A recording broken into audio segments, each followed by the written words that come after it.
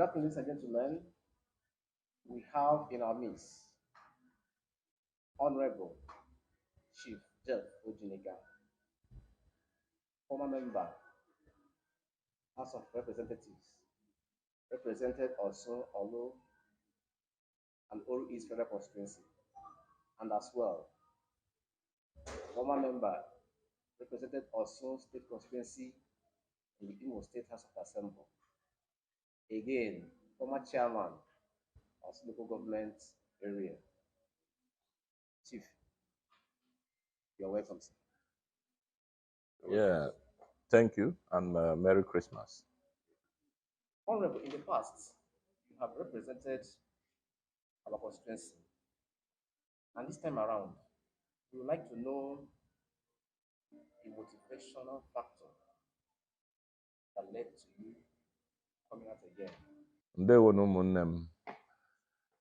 My name is Geff Ojinika, a former member of House of Reps and the candidate of the Labour Party in the forthcoming election for Orlu East Federal Constituency of Imo State. Well, I thank you for that question. Our people as a nation and as a people, as a state, as a local government, is in a state that we have never been before. The state of the nation yearns for the right form of leadership that will stay us to the promised land, in the sense that never before have the country been so divided the way it is. Never before our economy been run down to the state that it is today. Never before that the security of lives and property in the country has gone so low that it is impossible for people to access the normal routes that people used to travel before. Never before have we found us as a nation and as a state. Never before have we also experienced the level of insecurity that we have. And never before have we also experienced the level of infrastructural deficit the way we do. And as a people of Orsu, Orlu, and Orlu East, we have never been in this kind of condition before, that we now have to be in exile, that a greater number of our youthful population have been brutalized, some killed, some maimed, and that in all aspects of human indices, whether education, health, all our infrastructure, everything is at a very low ebb. And a situation like this is a state situation that we can call national emergency, state emergency, and a local emergency. So, and desperate situations, they say, require desperate response. That we felt that a time has come that men of goodwill will come to join forces with a visionary leader like P2B to see how we can take back Niger, as the philosophy used to be. That informed one of my decisions to come and join and see how we could go to the national to see how we can help recover the country for the people of Nigeria. And then, more importantly, every politics is local. We can't be playing politics with the kind of experience we have, the kind of expertise, and the kind of background that we do. And we have to see our people dehumanized, killed, maimed, and all our people in exile. And in an unfortunate situation that the people who were elected to speak for us, the people, all of us elected that can stand for us, the government that, so to say, was elected is now the government that is dealing with the people. So it became necessary that men of goodwill should come out and step forward to see how we can rescue our own state, our own federal constituency because politics is local. I want to see a situation where we'll go back to the era of 2019. By this time in 2019, I can tell you that there was behalf of activities, people were moving freely, and things were going on well. But suddenly by 2020, we had another government in power, and ever since then, our people have not known peace. And we try to see that the basic problem we have is issue of leadership, and the only way we can solve it is through effective leadership. Secondly, we'll try to identify what is the bane of the leadership, the leadership failure we have. And we can attribute it, you can call it naivety or ignorance, or you can call it to bad governance or no governance at all. Because the issue that may have been the underlying cause for the insecurity we have could be traced to the issue of insurgency, the issue of people clamoring for self-determination, to govern themselves, as the case may be, and the leadership failure we have in the country, especially the high level of youth unemployment, the out of school, and all those things culminated into the problem that we have.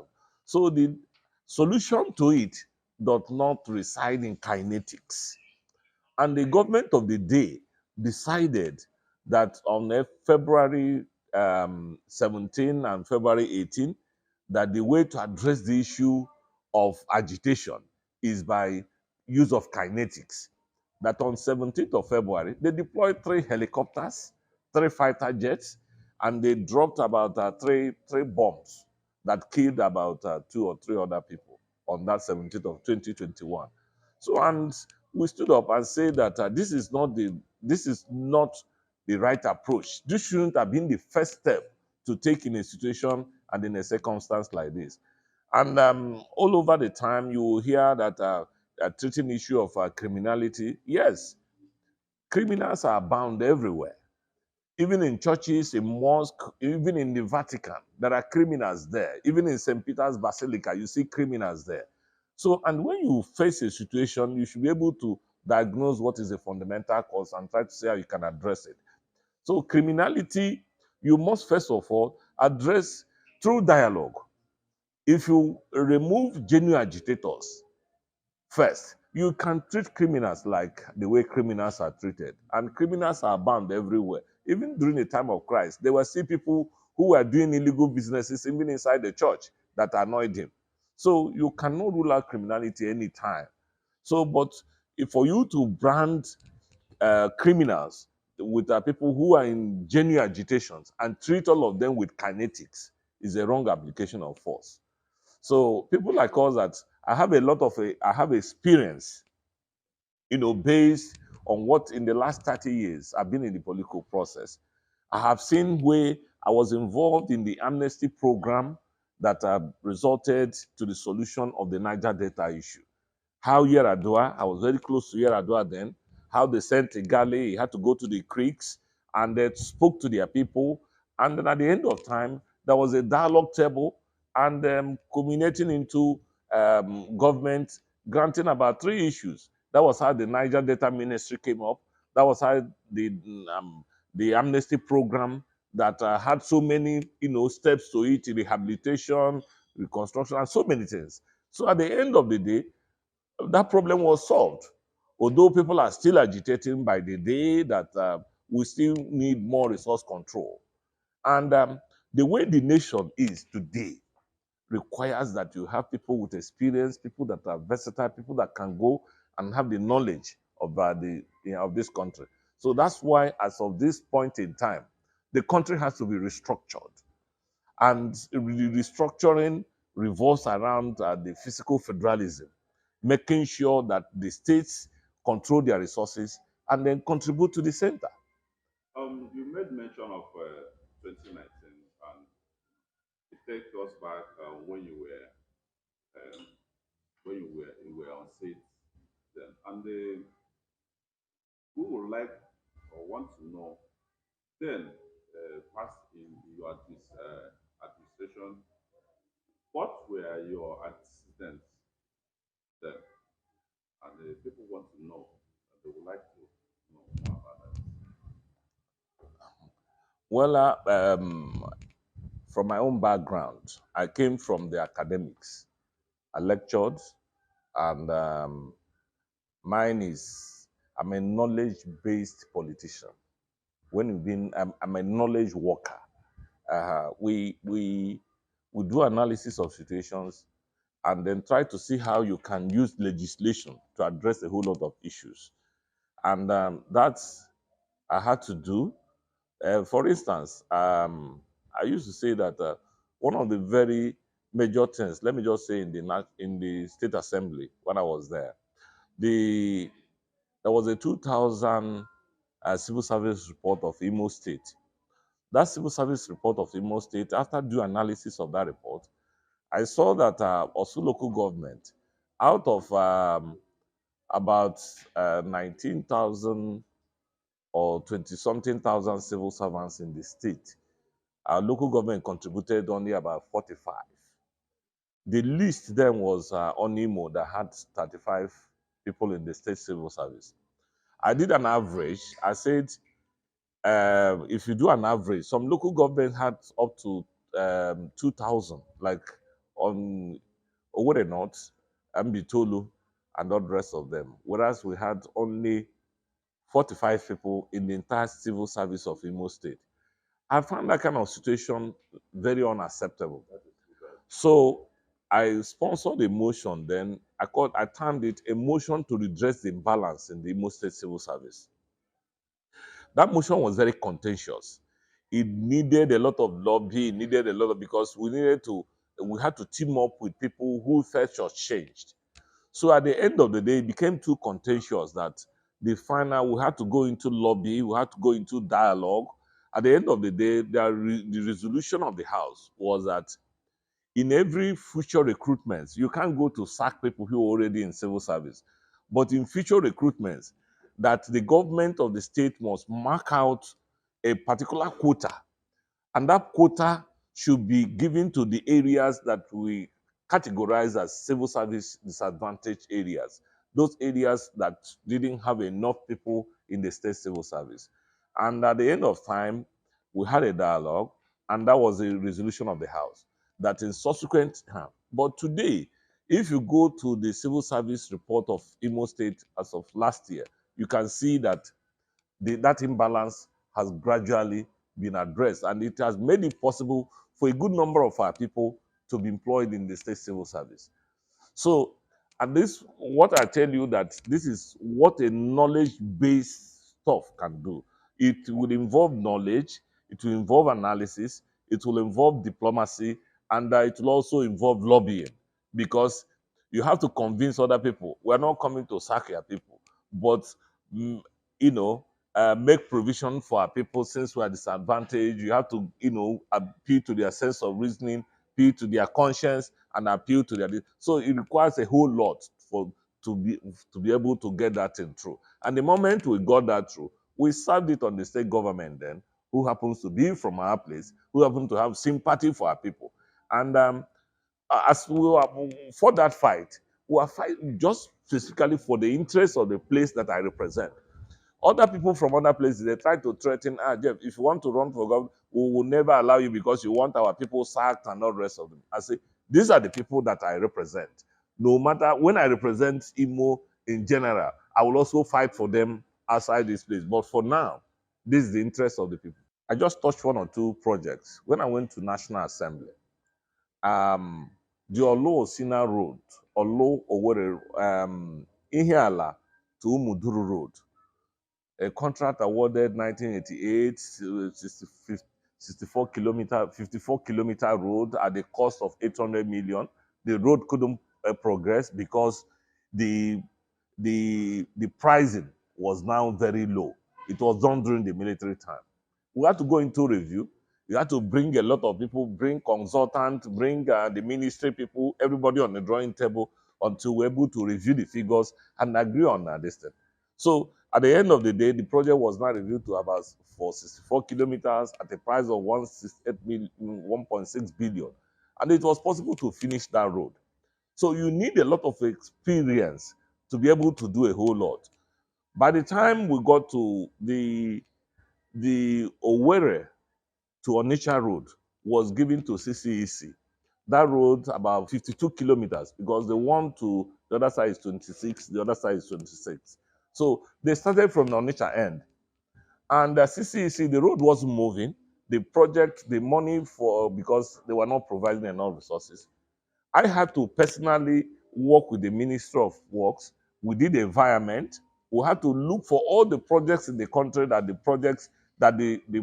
projects were not moving. And then we had to move money from those projects and put into that project. We were able to raise like over 16 billion. It was now possible for the federal government to now divide that road between two contractors and gave our own side to Julius Berger. And I can tell you, Julius Berger did a very good job on that road. Our own side is a lot better than the Anambra side, especially as I was coming to this program. If I pass through the Njaba Bridge used to be a death trap in those days because vehicles will go and then they will start going back. But if you see the job that Julius Berger did there, so there's a whole quite lot that so it requires the for you to have the ability to have the ideas, have it have it transformed into laws and use it to affect the lives of the people. The World Online TV, exploring the world entertainment. Follow us Facebook, Instagram, and Twitter.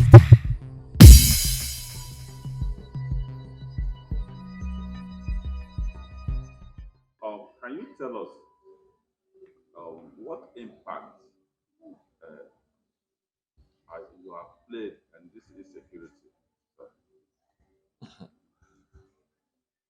Well, as far as insecurity is concerned, everybody appeals for peace. Everybody appeals for understanding on both sides, the state actors and the non-state actors.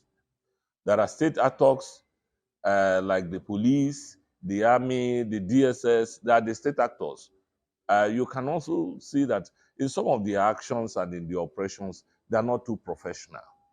One of the issues we decided a situation where you see the state actors and non-state actors behaving, their mode of operation, their way of doing things exactly the same is what you find difficult that this situation can never abet.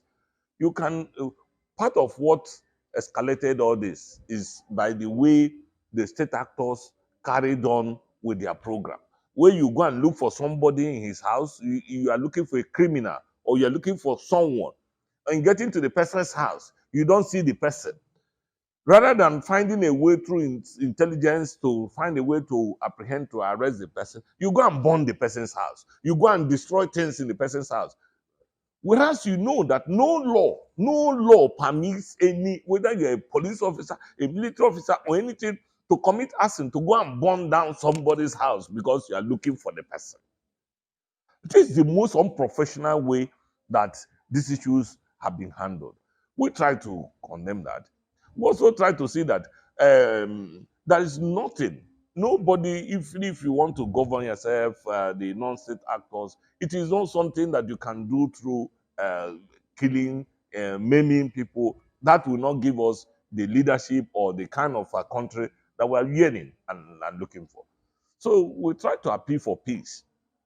We try to appeal for her. But the thing is that in all and all, the primary purpose of government is the security and lives of the people. Everything about curtailing this insecurity lies more, 90% of it lies more on the doorstep of the government of the day. One, they need to have a very clear understanding. They need to have a very clear mission. They need to know when to do dialogue. They also need to know when they eat. You have to use what they call carrot and cane approach. When to use the carrot, when to use the cane, and then when to, so to say, talk for peace. So we, if I got elected, one of the primary issues is that I will try to see how this issue can be resolved. And the first thing to do is that you must dialogue. Somebody who is carrying arms, you say, what is it? Why are you carrying arms? What's the sense of all this? And by the time you listen to them, maybe you can come out of some few things. Thank you for your time. Thank you, everybody, for listening. I am Orsu LGA. Myself, Odinobu Sylvanus.